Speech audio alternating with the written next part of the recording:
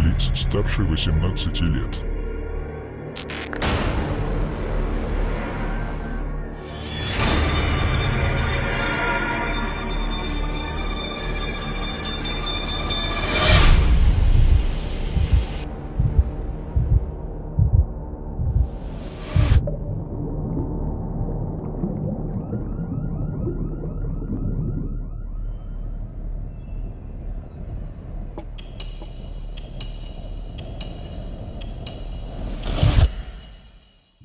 Привет, друзья! С вами, как обычно, Маша Рябинина. Прежде чем мы начнем погружаться на дно черного интернета, важное сообщение. Все, что будет показано и рассказано в этом видео, предназначено для ознакомления и чтобы пользователи в интернете были более внимательные. Автор ролика ничего не пропагандирует, а лишь предупреждает об опасности. Darknet.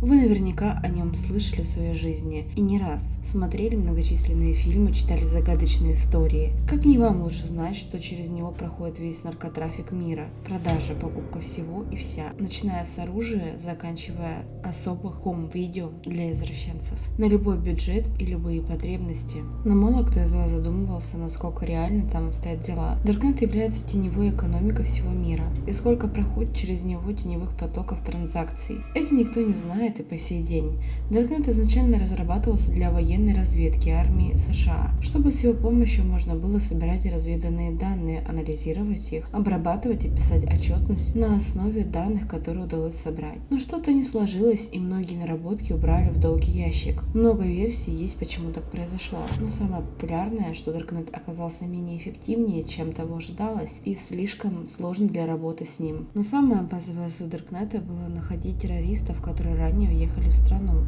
и старались их быстро ликвидировать. В те годы террористическая угроза была очень высока. Аль-Каида, которая во всем мире входит в список запрещенных организаций, нередко похищали людей, значимых для правительства, и требовали за них выкуп на площадках в Даркнете. Они выбирали извращенные способы для получения денег от властей. Они клали в гроб человеку телефон и затем его закапывали живьем и ждали вознаграждения за то, что те в свою очередь присылали в ответ координаты точного места, где они захоронили человека. Самое жуткое, что это все не делали, будучи, когда человек находился в сознании и все понимал. Сколько людей удалось спасти, об этом нет достоверной информации. Но есть не так уж и много историй, где выжившие рассказывали об этом всем в прессе. Об остальных и сколько реально было таких эпизодов, об этом ничего не известно. Выкуп, который требовали террористы, был немаленьким, от $500 000 до $1 миллиона, и время на выкуп человека они давали очень ограниченное, что сильно усложняло задачу. Потом Darknet обрел мировую славу и известность, в него пошли не только особо опасные преступники, но и целые преступные группировки, за которыми гонятся все спецслужбы мира. Деньги они только принимают в биткоинах, никаких имен, никаких карт, все шифруется. Для правоохранительных органов вычислить их практически невозможно, или крайне сложно это сделать. Представьте, что у вас на компьютере стоят 100 разных VPN, и они словно как паутина между собой стянуты прутьями из нержавеющей стали. Помимо компьютера с программным обеспечением, у преступников есть целые ряды посредников, которые настраивают все оборудование под их требования. Вряд ли у них вы увидите весьма известный Windows или оболочку MacBook. У них даже сами комплектующие собственного производства, чтобы невозможно было их отследить по серийному номеру того же процессора, который стоит в ноутбуке. У Darknet имеются свои уровни. Чем ниже спускаться, тем больше у преступников маневров для преступной деятельности.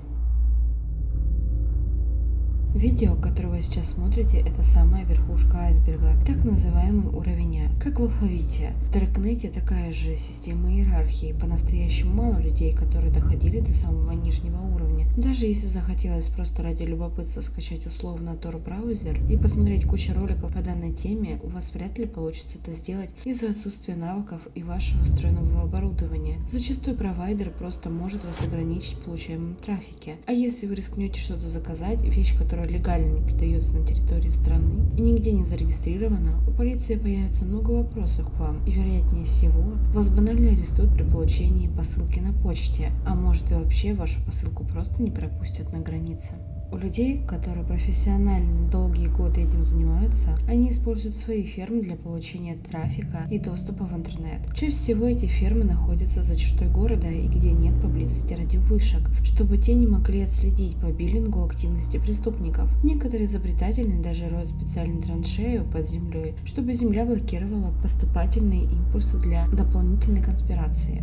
Помните фильм «Джон Уик» с Кианом Ривзом в главной роли? Хочу вам вкратце напомнить сюжет, если вы забыли. Фильм повествует о Джонни Уике, легендарном киллере, который покончил со своей преступной деятельностью и начал обычную повседневную жизнь, но был вынужден вернуться в криминальный мир, чтобы отомстить за убийство своей собаки, угон машины и избиение. Также по фильму будет подробно рассказано о тайном сообществе киллеров, которые занимаются заказными убийствами, планировкой похищений за весомое вознаграждение.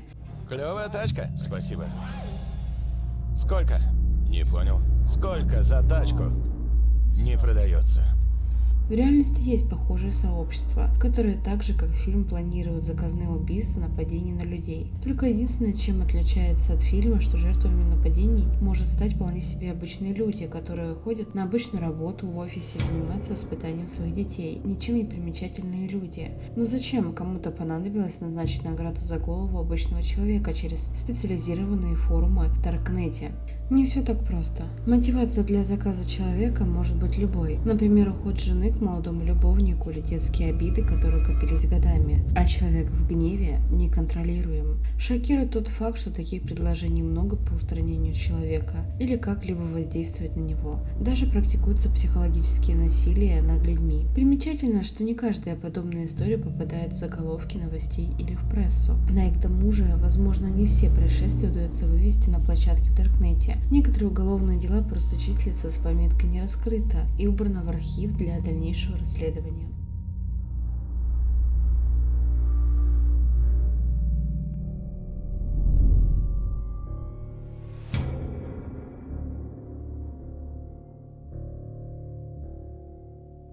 Я сейчас хочу рассказать вам одну историю.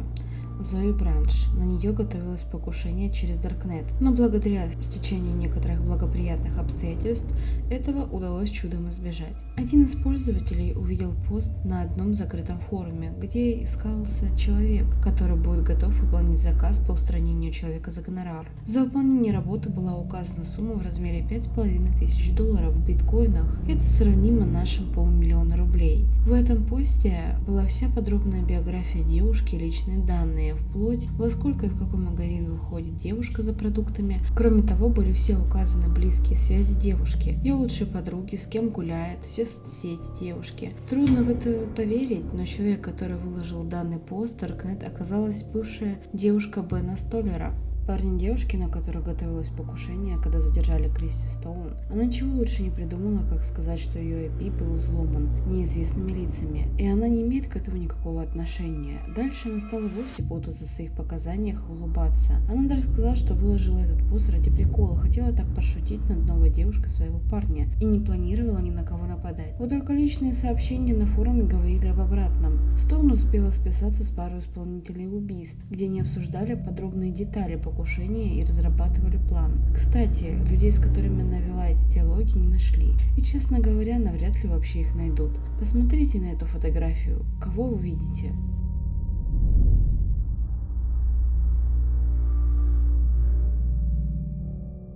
Я лично вижу привлекательную счастливую девушку. Даже на ум не придет мысль, что эта девушка будет способна заказать другого человека через Даркнет. Она собирала компромат и всю информацию на девушку год. Ходила за ней по пятам, фотографировала ее, мониторила все ее аккаунты в соцсетях. Потом она рассказала следствию, что не смогла простить парня, который ее бросил. Не менее важный факт, что нашелся неравнодушный пользователь, который предупредил девушку, что на нее готовится покушение. Это одна из немногих историй, которая закончилась хэппи-эндом.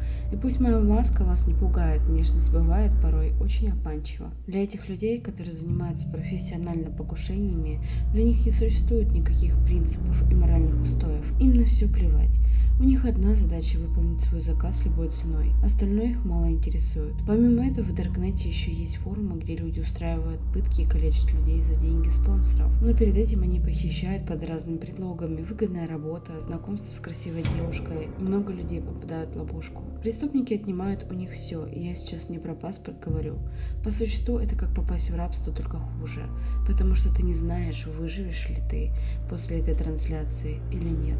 Зависит от больных воображений спонсора и сколько он задонатил организатору. Преступники проводят закрытые трансляции своего рода как комнаты в Дискорде, где транслируются пытки, издевательства, унижение и многое другое. Чем больше донат, тем больше увечья они наносят жертвам. В народе много хуеслухов и легенд о красных комнатах в даркнетах, так называемые комнаты пыток. Впервые об этом заговорили с нашумевших видеороликов уничтожения Дейзи и Даффи Лов. Второй ролик является обычной городской легендой, крипипаста, которую люди сами себе придумали и выложили в сеть. А вот первый видеоролик, состоящий из 4 частей, подлинное. Видео настолько жестокие, что я даже не могу его описать, что в нем происходит, потому что мое видео просто забанит YouTube. Кстати, уничтожение Дейзи и многих других жутких видео были залиты на YouTube примерно в одно и то же время, неизвестным анонимным пользователем, когда он только начал развиваться. Более того, он их даже начал продвигать на более широкую аудиторию, что и вызвало сильные скандалы вокруг компании Google. Конечно же, весь контент, связанный с этим видео, был незамедлительно удален, но тем не менее осадок все равно остался. Это не обычные файлы смерти со страшной историей, на которые я делал в свое время обзор. Тут реально содержится излишняя жестокость, и люди, которые снимали данные ролики, были найдены, а вскоре их вина была доказана в суде. Помимо этого, было найдено бесчисленного схожего контента преступников в личных ноутбуках в папках с паролем. Питер Скалли со своей женой снял целую цепочку жутких роликов. Годами раньше их объявили в США международный розыск в связи с мошенничеством в крупном размере в сфере недвижимости. Пара приехала на Филиппины, где и продолжали свою криминальную карьеру. Только на этот раз в Даркнете, куда хуже мошенничества. Они содержали крупный форум, где выкладывали эти видео. Сейчас же полную версию этого видеоролика найти тяжело, если только на забытых богом сайтах, а некоторые особо умные умельцы продают полную версию этого видео за $1000. For years after fleeing Australia and committing unspeakable crimes, this is the moment Scully is caught. Give me your name. It's Peter Scully. What? It's Peter Scully. Peter Scully. We have 6 warrants for your arrest. Wow. Okay. But they also fear there are more victims to be found, alive or dead. Can I get my cigarette?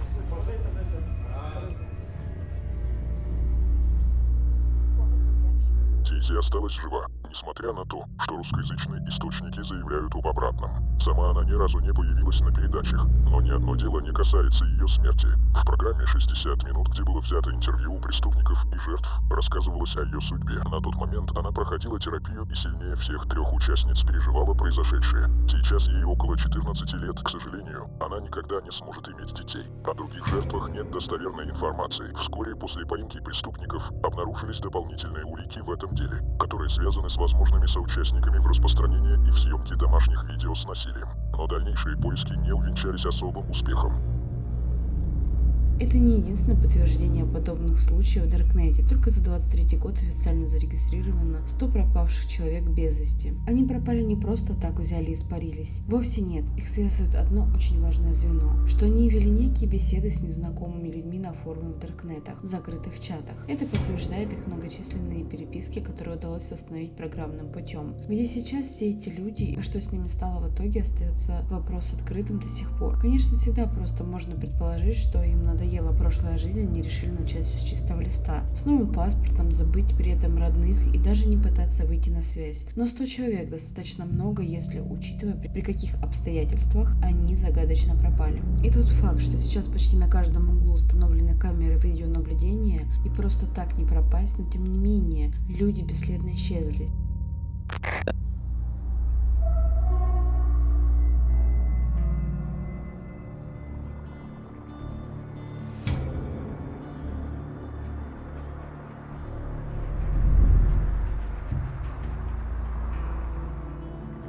С Сейчас опасное время как никогда. Отличие 90-х годов лишь в том, что сейчас это происходит скрытно, но бандиты никуда не уходили, они среди нас. Если вы думаете, что вы никому не нужны, это лишь до тех пор, пока вы никому не перешли дорогу. Сейчас опасно даже вести блог на ютубе, неизвестно, кто ваши видео посмотрит. Может быть, этому человеку не понравится, что вы говорите. Каждый человек в зоне риска, запомните одно. Люди просто так из окна не выходят. Это не просто преступники-убийцы, они создали целый ряд сообществ, закрытых по всему миру, и вывели преступность на новый уровень. Картели, наркобароны, убийцы, все перешли в темный интернет. Сейчас речь идет не просто о сливе ваших персональных данных, а о вашей жизни. Для этих людей ликвидировать, покалечить, шантажировать, угрожать, для них это просто расплюнуть, ведь за это они получают немаленькие деньги. Даркнет как спрут, который своими щупальцами утягивает на дно, в которое ты углубляешься. Надеюсь, что мы никогда не узнаем, что находится на самой глубокой глубине Даркнета. Правда, всегда нам будет неприятно. Марианская впадина содержит в себе не меньше загадочных загадок, чем Даркнет, на некоторые из которых мы никогда не найдем простых ответов. Абсолютное зло не имеет лица и национальности. Берегите себя, друзья. С вами была Мария. Спасибо, что были со мной. Скоро еще увидимся. И да, чуть не забыла. С Хэллоуином, ребят.